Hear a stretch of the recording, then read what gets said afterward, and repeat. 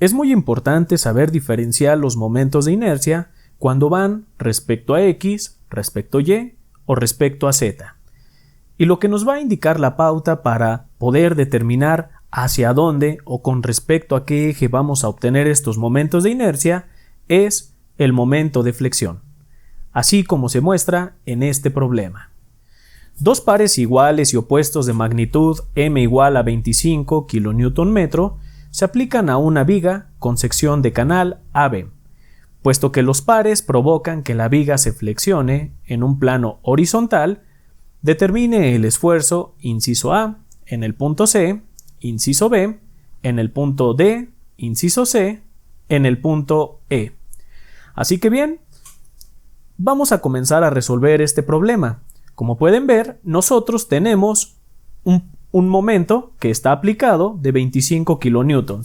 Este momento está aplicado en uno de los extremos, aquí como se aprecia. Sin embargo, nos dicen que en el otro extremo hay un momento que tiene la misma magnitud, pero sentido contrario. ¿Esto qué quiere decir? Pues esto quiere decir que es una reacción. Y entonces, pues, al tener esta reacción aquí, nosotros vamos a tener una fuerza igual pero con diferente sentido a la carga. Nosotros le vamos a llamar M' a esta reacción. Entonces, nos piden determinar el momento de flexión. Sin embargo, presten mucha atención a la figura que nos están presentando, ya que incluso el mismo problema nos está diciendo que esta figura va a flexionarse en un plano horizontal. Hasta ahorita, nosotros solamente habíamos analizado elementos donde la flexión era en un plano vertical, es decir, nosotros teníamos pues nuestras vigas y la flexión venía en este sentido. Aquí nosotros podemos apreciar de que los momentos no vienen a generar una flexión en el plano vertical, sino más bien en el plano horizontal. ¿Qué quiere decir esto? Esto quiere decir que es como si nosotros aplicáramos una fuerza, ingenieros, que viniera en esta dirección. Entonces, ¿cómo sería la flexión si aplicamos una fuerza en esta dirección y suponemos que esta parte de la viga se encuentra fija? Entonces vamos a tener una deformación hacia a un lado. Y es eso a lo que se refiere el plano horizontal, el problema. Sin embargo, si no me dijeran esto del plano horizontal, no hay ningún problema, porque nosotros podríamos identificar hacia dónde va la flexión. Primero, ¿cómo sabemos hacia dónde va dicha flexión? Es muy importante saber la dirección del momento. Hay que recordar que cuando nosotros hablamos de momento, estamos hablando de un producto vectorial de una fuerza por un vector de posición. ¿Y qué me da como resultado? Me va a dar como resultado un vector perpendicular al plano. Entonces, ¿qué podemos apreciar aquí? Bueno, pues que a nosotros ya nos dan el momento. Eso quiere decir que de manera implícita va una fuerza y va un vector de posición. Sin embargo, si queremos ver hacia dónde va la flexión, no nos vamos a guiar por la flecha, esta que indica perpendicular al plano. Nos vamos a guiar por este vector o esta flecha curva que se muestra en el momento.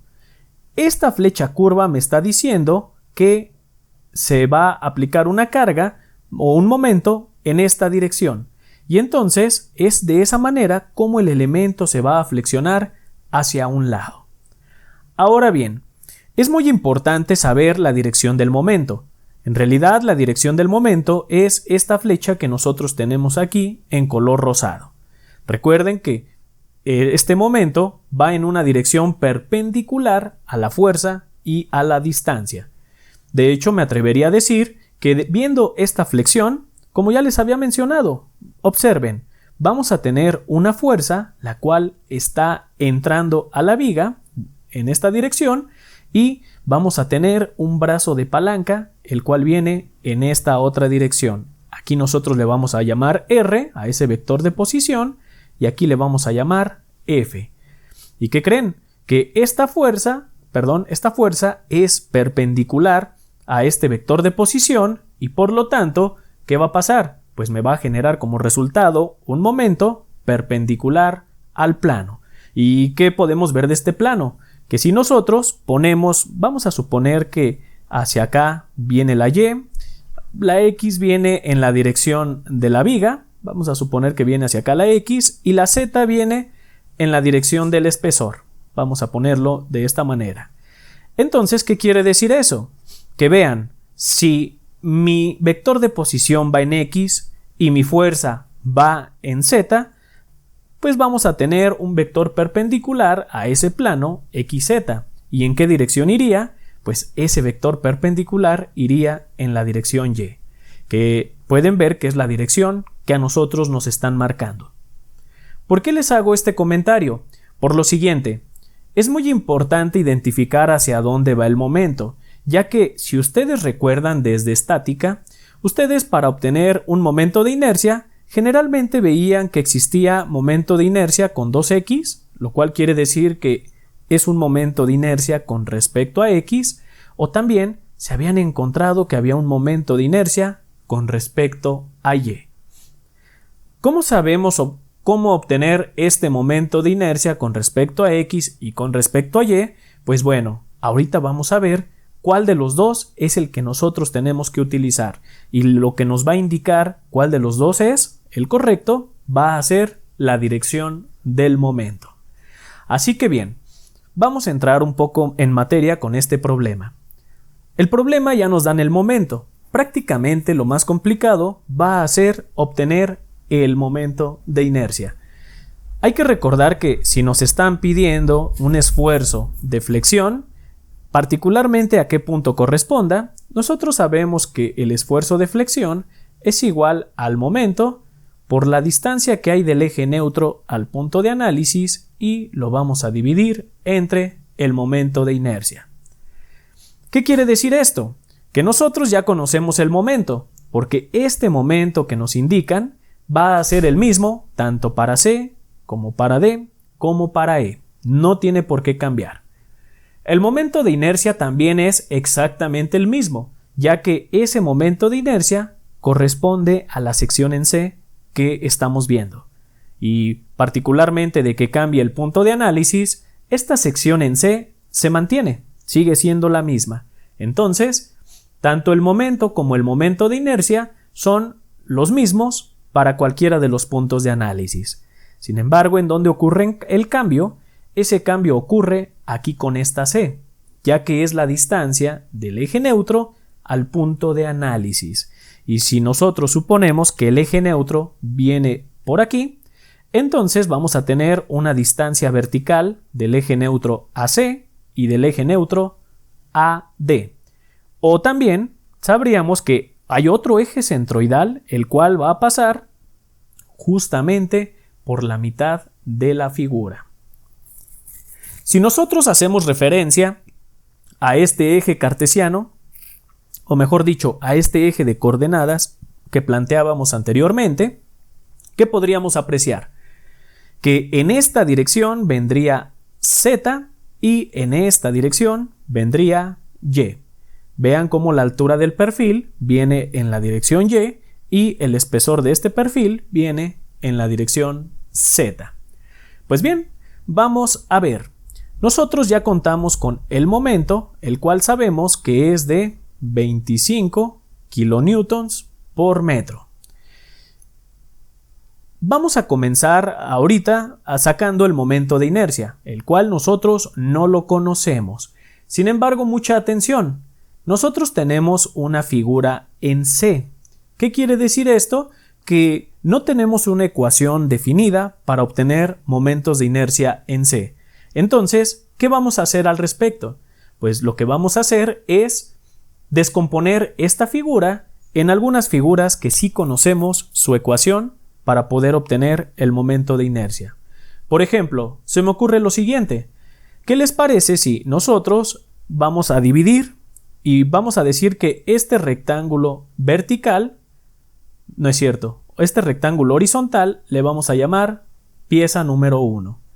Después vamos a hacer otra división en la parte de abajo. Este rectángulo vertical le vamos a llamar pieza número 2 y a este rectángulo horizontal le vamos a llamar la pieza número 3. Y es así como vamos a sumar el momento de inercia de cada uno de estos elementos para poder obtener el momento de inercia final. Así que bien, vamos a comenzar. Hay que recordar que nosotros sabemos que para encontrar el momento de inercia 1, o de hecho vamos a hacer lo siguiente. Para encontrar el momento de inercia vamos a tener que sumar el momento de inercia 1 más el momento de inercia 2 más el tercer momento de inercia. Y ahora sí, bien, pues vamos a comenzar con el momento de inercia 1. Y este momento de inercia 1, ¿cómo quedaría? Pues como tenemos un rectángulo, hay que recordar nuestras notas de estática y eso quiere decir que vamos a tener que es 1/12 de la base por la altura al cubo más a por d al cuadrado. Seguramente se están preguntando, porque esto lo vieron en estática, ¿de dónde está saliendo este a por d al cuadrado? Pues muy bien, este pequeño término que nosotros tenemos aquí es lo que se llama el teorema de Steiner, o también conocido como teorema de ejes paralelos en estática. ¿Y cuándo aplicamos este teorema de Steiner?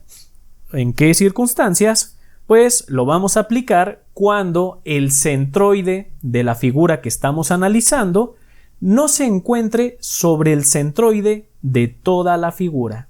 En ese momento es cuando nosotros vamos a utilizar el teorema de ejes paralelos. ¿Y qué podemos apreciar de aquí? Bien, pues algo que podemos apreciar es que el centroide de esta figura, vamos a ponerlo en otro color, quizá en rojo. El centroide de esta figura, ingenieros, ¿en dónde quedaría? Pues más o menos el centroide general sabemos que queda más o menos por aquí. El centroide de la figura 1, vamos a decir que se encuentra aquí. El centroide de la figura 2 se encuentra sobre el centroide de toda la figura. Fíjense bien, está coincidiendo con el centroide general. Y esta figura 3, que es el rectángulo horizontal, pues va a tener otro centroide más o menos por aquí. ¿Qué se puede apreciar?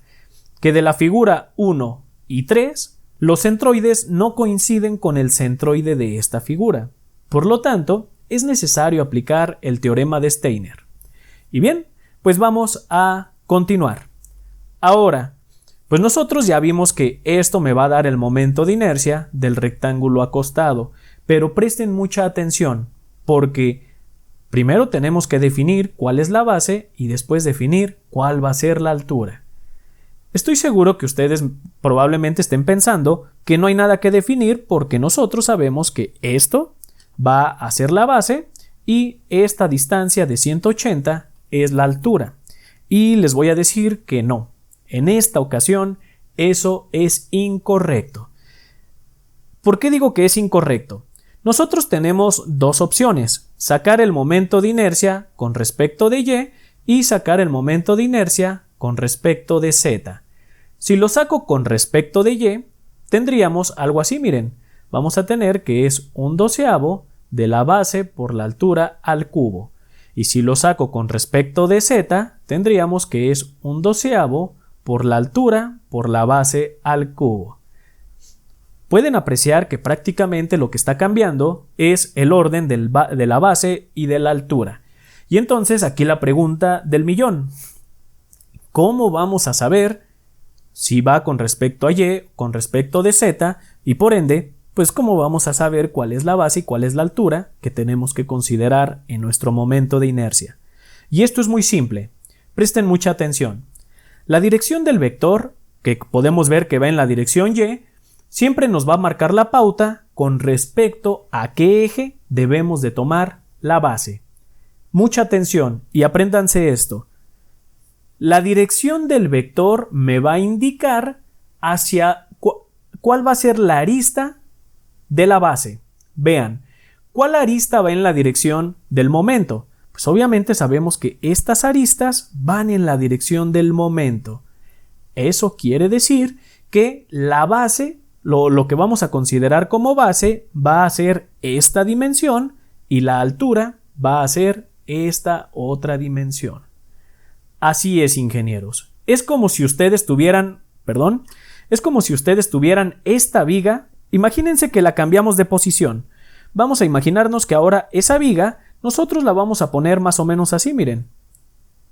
De acuerdo a los problemas que hemos visto previamente, Estas son líneas ocultas que demuestran el espesor. Vean cómo esta línea es la parte que estamos viendo lateral, es esta que nosotros tenemos aquí. Es esa vista lateral. ¿Y cómo vendrían los momentos entonces?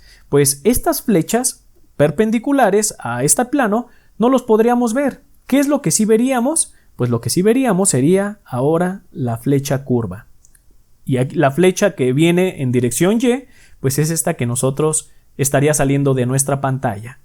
Observen cómo así se vería si nosotros viéramos la parte lateral, o si nosotros veríamos, la parte lateral de esta viga. Observen ustedes aquí cómo se puede apreciar.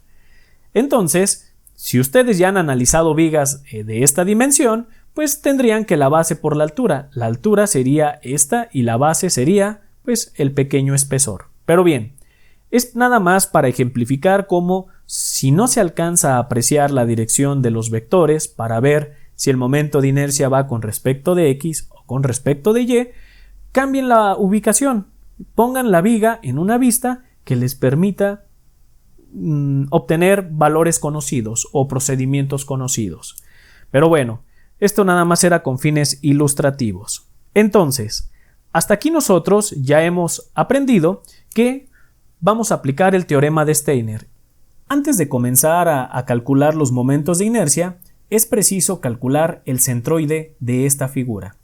Podemos apreciar que la figura es simétrica con respecto al eje horizontal. Si ustedes observan y yo hago un corte, pues sí, la parte de arriba es igual a la parte de abajo. Entonces, eso quiere decir que el centroide en la dirección vertical yo ya lo conozco. Sería de 90 milímetros, porque es la distancia vertical a este eje.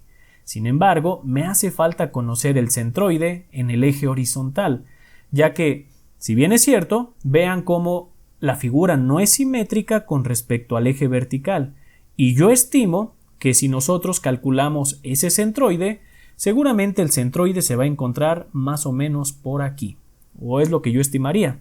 Bueno, la realidad de las cosas es que estaría más pegadito a la sección, aquí casi por donde está la letra de E. Pero bien, pues vamos a ver si estoy en lo correcto. Calculemos ese centroide. Para ello hay que recordar que nosotros podíamos apoyarnos o auxiliarnos de una tablita para poder conocer los centroides. Por cierto, para poder conocer este centroide es necesario descomponer esta sección, ya que no hay una ecuación que me permita determinar directamente el centroide de una sección en C. Entonces, ¿qué es lo que vamos a hacer? Pues vamos a dividir esta sección en C en secciones que nosotros sí podríamos sin problema obtener sus centroides. Por ejemplo, vean, yo estoy dividiendo, aquí vamos a tener la sección número 1, aquí vamos a tener la sección número 2 y hasta abajo vamos a tener la sección número 3. Vean cómo acabo de dividir este perfil en C en tres rectángulos, dos rectángulos horizontales y un rectángulo vertical. Ahora bien, pues nosotros vamos a generar una tablita que me permita conocer los centroides. ¿Y qué tiene esta tablita? Primero vamos a poner la parte de sección. Después aquí vamos a poner la sección número 1, después aquí vamos a poner la sección número 2 y aquí vamos a poner la sección número 3. Vamos a generar o a formular esta tablita y quedaría algo más o menos así como lo que estamos haciendo. Ahora, ¿qué otra cosa? Bueno, pues una vez que nosotros ya tenemos las secciones, ¿qué ocupamos? Pues ocupamos el área de cada una de las secciones. También vamos a ocupar que, como queremos el momento de inercia en la dirección X, porque en la dirección Y ya lo conocemos, suponiendo que mi origen, ingenieros, observen, mi origen se encuentra aquí está el 0,0, es muy importante siempre definir el origen antes de encontrar un centroide. Pues yo ya sé que el centroide que hay en la dirección vertical, yo ya lo conozco. ¿De cuánto es? Pues de 180 entre 2. Entonces ya no es necesario encontrarlo. El problema es con el centroide en X, porque no sé exactamente a qué distancia se encuentre de nuestro origen. Entonces aquí vamos a poner la X testada.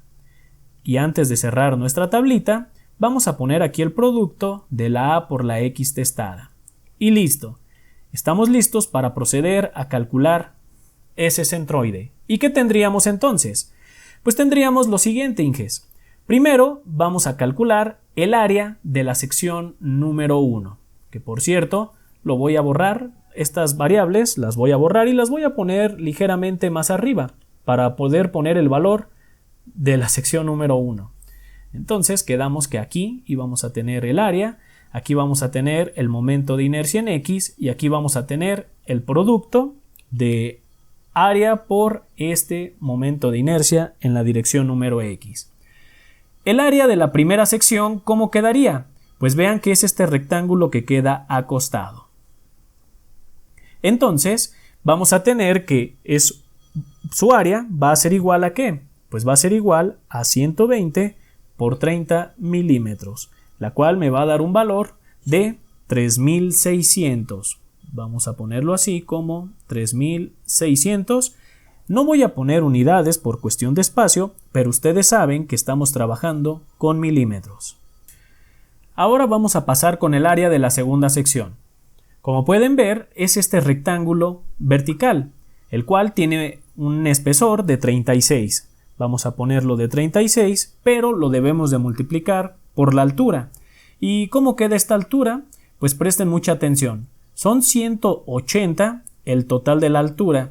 Sin embargo, podemos apreciar de que el rectángulo no es el total de la altura, sino que hay que quitarle estos 30 milímetros y también hay que quitarle estos otros 30 milímetros.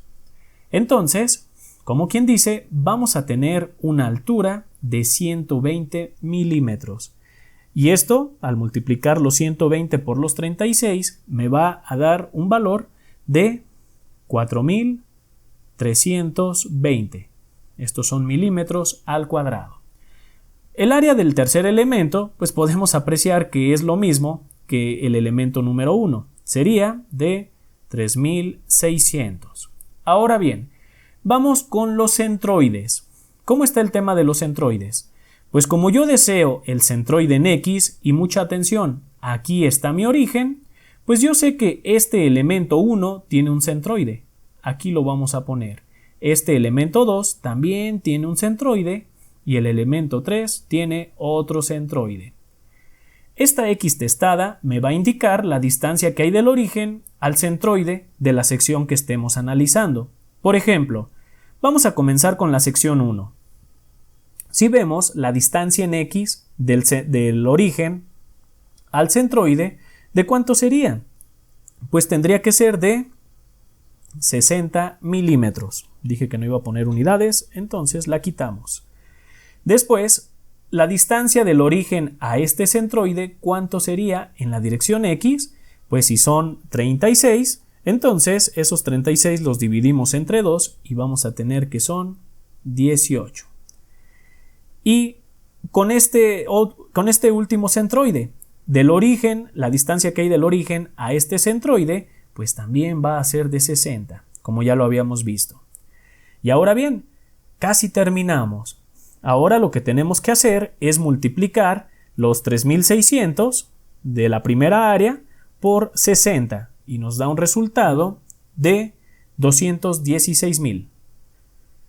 El siguiente valor sería el producto de estos 4.320 por los 18 y esto me da un valor de 77.760. Ahí está. Y vámonos con el último valor, que es lo mismo que el primero. Tendríamos que es 216.000. Ahora mucha atención porque en esta última fila vamos a tener que poner la sumatoria. Por ejemplo, ¿qué sumatorias tenemos? Pues vamos a necesitar la sumatoria de las áreas, que son los 3.600 por 2, porque son las dos secciones, más los 4.320. Y esto me da como resultado 11.520. 11.520 milímetros al cuadrado. prácticamente este es el total del área de toda la sección, ya que como pueden apreciar, pues sumamos de manera independiente cada una de las áreas. Y ahora tenemos que hacer lo mismo, tendríamos que hacer una sumatoria con estos elementos que tenemos aquí de 216.000, eso lo voy a multiplicar por 2 y le voy a sumar los 77.760 para tener un resultado de esta sumatoria de 509.000, vamos a ponerlo aquí, 509.760. Y bien, hemos culminado con la tablita. Ahora vamos a encontrar ese centroide por el que hicimos toda esta tablita. ¿Y qué tendríamos? Pues hay que recordar que en estática nosotros veíamos que el centroide en X era igual a ¿qué? Pues era igual al producto de A por X testada. Por cierto, esta es una X mayúscula, vamos a ponerla, el centroide es una X mayúscula, y esto lo vamos a dividir entre el área de toda la figura. Entonces, vamos a tener que son 509.760 que van a dividir ¿a qué? Pues al área de al área o a la sumatoria de áreas. ¿Y cuánto serían? Pues serían 11.520. Observen ustedes. Y entonces, ¿qué vamos a tener como resultado? Pues vamos a tener un centroide de 44.25. 44.25 milímetros. Es algo similar a lo que les decía cómo nos iba a quedar. Vean cómo ese centroide, si aquí son 36, pues más o menos quedaría por aquí. Aquí queda el centroide de toda la figura, ingenieros. Y ahora sí, vamos a proceder a calcular los momentos de inercia. Observen. El momento de inercia, ¿cómo lo vamos a obtener? Pues de igual manera, una vez que nosotros ya descompusimos cada una de estas filas, pues entonces, o cada una de estas figuras, pues vamos a decir que el momento de inercia de la sección 1 más el momento de inercia de la sección 2 más el de la sección 3 es igual al momento de inercia total. Y para ello, pues nos vamos a auxiliar del teorema de ejes paralelos. ¿Por qué se llama teorema de ejes paralelos? Por lo siguiente. Voy a trazar en otro color el eje que pase, o el eje centroidal que pase por la figura, o por el centroide de la figura total. Por el centroide total, es este que nosotros acabamos de obtener. Entonces, este eje centroidal es un eje, ¿de acuerdo? Y pues de manera horizontal, sabemos que va a pasar por aquí otro eje. Estos ejes que están en color azul son los ejes centroidales y se llaman ejes centroidales porque pasan por el centroide de la figura. Ahora bien, ¿qué vamos a hacer o por qué se llama teorema de ejes paralelos? Porque nosotros necesitamos hacer o trazar un eje que sea paralelo a alguno de los ejes centroidales. Sin embargo, ¿cómo vamos a saber si nuestro eje tiene que ser vertical o tiene que ser horizontal? Pues la solución nos la va a dar la dirección del momento. Si nosotros podemos apreciar, la dirección de este momento es que va en la dirección Y. Eso quiere decir que yo debo de trazar mi eje paralelo en la dirección Y. Es decir, observen por favor, como estamos sacando el momento de inercia de la sección 1, sabemos que el centroide de la sección 1 pues más o menos por aquí se encuentra. Entonces vamos a trazar una línea que sea paralela a la vertical, al eje centroidal vertical que nosotros ya pusimos y listo. Pues ¿qué creen? Que la distancia que hay entre esos dos ejes, es decir, esta distancia que existe entre este eje y este eje, es la D que nosotros tenemos en el teorema de ejes paralelos. Sería esta D. ¿Y la A qué sería? Pues la A es el área del objeto o de la sección que estamos analizando. Así que bien, vamos a sustituir algunos valores. Esto va a ser igual a 1/12 de la base. Atención, ¿cómo sabemos cuál es la base y cuál es la altura de esta sección? Pues bien, seguramente ustedes se preguntan, ustedes ya saben y dicen, no, pues la base es esto que nosotros tenemos de 120 y la altura es de 30 nada más.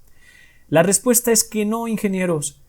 Recuerden que la viga se está flexionando de manera horizontal y no de manera vertical. ¿Qué nos va a decir cuál va a ser la base y cuál va a ser la altura? Nuevamente el momento. La base va a ser la dirección o ¿cómo decirlo? La dimensión que va en la dirección del momento. ¿Qué dimensión va en la dirección del momento? Pues la vertical, y eso quiere decir que la base sería de 30 milímetros. Después, ¿qué tendríamos? Pues tendríamos que multiplicarlo por la altura, que es de 120 milímetros. Esto lo vamos a elevar al cubo y después, ¿qué tendríamos? Pues vamos a tener que sería más A. Esta A es el área de la sección que estamos analizando, que es la sección 1. Su área sería de 120 milímetros que multiplica a 30 milímetros. Y la D. Pues atención, ya habíamos visto que la D es la distancia entre ejes. Pero es muy simple. ¿Por qué?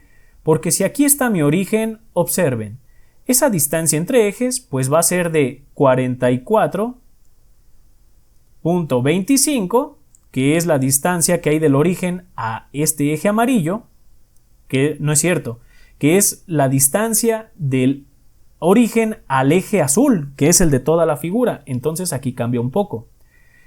La distancia del extremo de la viga o del extremo del perfil al eje amarillo, ¿de cuánto es?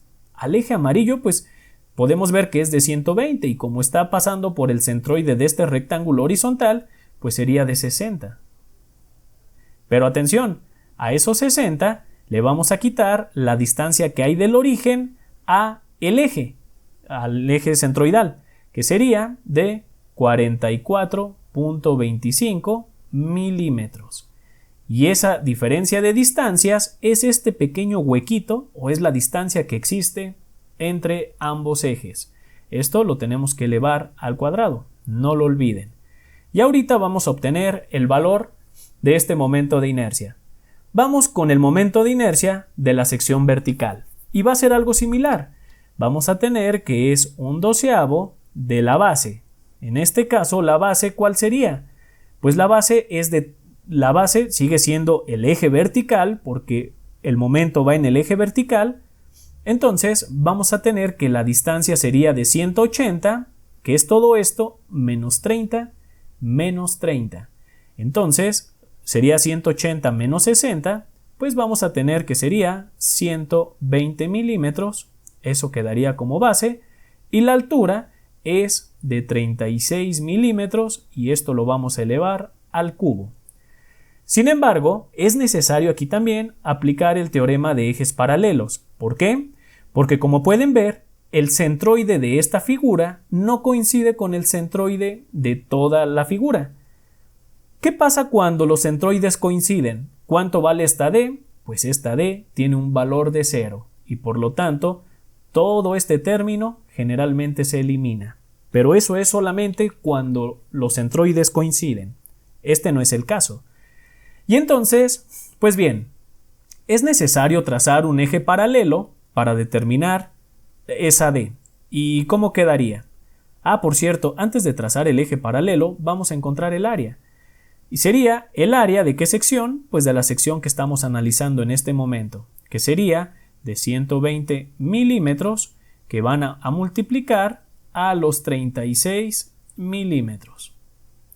Y esto lo vamos a multiplicar ahora sí por la D, que es la distancia entre ejes. ¿Y esa D cómo quedaría? Pues esa D queda de la siguiente manera.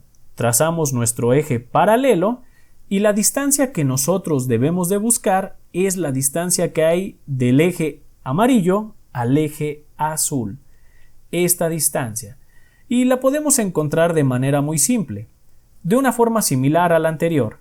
Sabemos que del origen al eje azul vamos a tener que es una distancia de 44.25.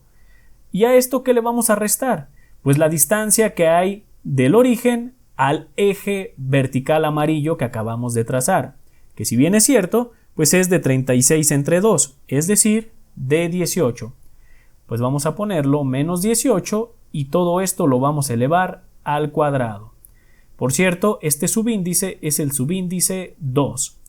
Y entonces, pues vamos a encontrar el momento de inercia del subíndice 2 y el del subíndice 1 también lo vamos a poner aquí en la parte de abajo. Tenemos un momento de inercia 1 de 5.213.025 milímetros a la cuarta y un momento de inercia 2 de 3.443.310 milímetros a la cuarta. Ahora sí, ya contamos con todo para poder encontrar la flexión. Vamos a comenzar con la flexión en el punto C. ¿Y cómo quedaría? Pues muy bien, vamos a decir que la flexión... por cierto, apenas tengo el momento de inercia 1 y el 2. Obviamente sabemos que el momento de inercia 1 va a ser igual al momento de inercia 3. Por lo tanto, es necesario conocer el momento de inercia total, que es de 3.443.310 más los 5.213.025. Y vamos a tener un momento de inercia total de toda la figura de 13.869.360. Recuerden que sumamos I1 más I2 más I3, que I1 e I3 tienen el mismo valor. Entonces, vamos a proceder a encontrar el esfuerzo en el punto C. ¿Y cómo quedaría? Pues bien, el esfuerzo en el punto C es el momento. El momento es el mismo para todos los puntos. Entonces voy a poner primero 25, pero lo voy a poner como 25.000 porque es 25 kilonewton metro. Si yo lo multiplico por 1000, estoy obteniendo 25.000 newton metro. Pero lo voy a volver a multiplicar por 1000 para tener unidades de newton milímetro. Después vamos a multiplicar por la C. Recuérdenlo, la C es la distancia del eje neutro al punto de análisis. En este caso, nosotros el punto de análisis lo tenemos aquí. Necesitamos la distancia horizontal que hay del eje neutro, que es el eje centroidal en color azul que nosotros ya teníamos, al punto de análisis, el cual, pues nosotros ya conocemos esa distancia y sabemos que es de 44.25 milímetros. Porque vean cómo con respecto en la coordenada en X, pues C tiene un valor de 0. Y esto lo vamos a dividir entre el momento de inercia. Y el momento de inercia es de 13.869.360. Y estos son milímetros a la cuarta. Ahorita sacamos el resultado. Vamos a obtener también el momento de inercia para el punto D. El momento de inercia para el punto D, ¿cómo quedaría?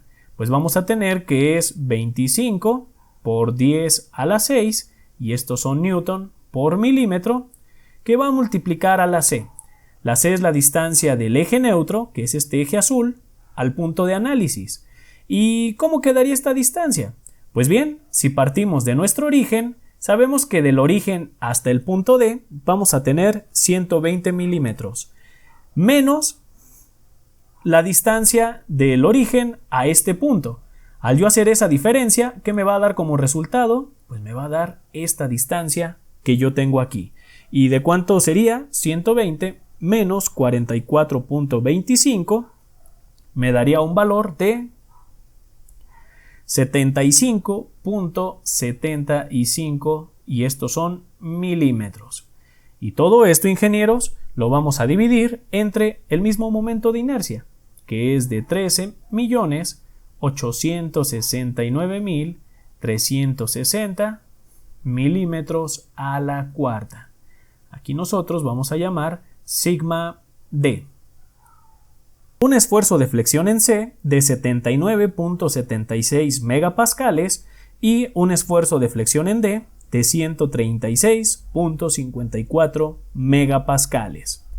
A modo de tarea, por favor, hay que encontrar la flexión en el punto que nos queda, que es el punto E. Prácticamente, como ya vieron, el momento y el momento de inercia son los mismos. Lo único que cambia es la c, que es la distancia del eje neutro al punto de análisis. Por favor, pongan sus comentarios en este video y vamos a compararlos para asegurarnos de que todo sea correcto. Y con esto, ingenieros, hemos concluido con todo lo que el problema nos estaba solicitando.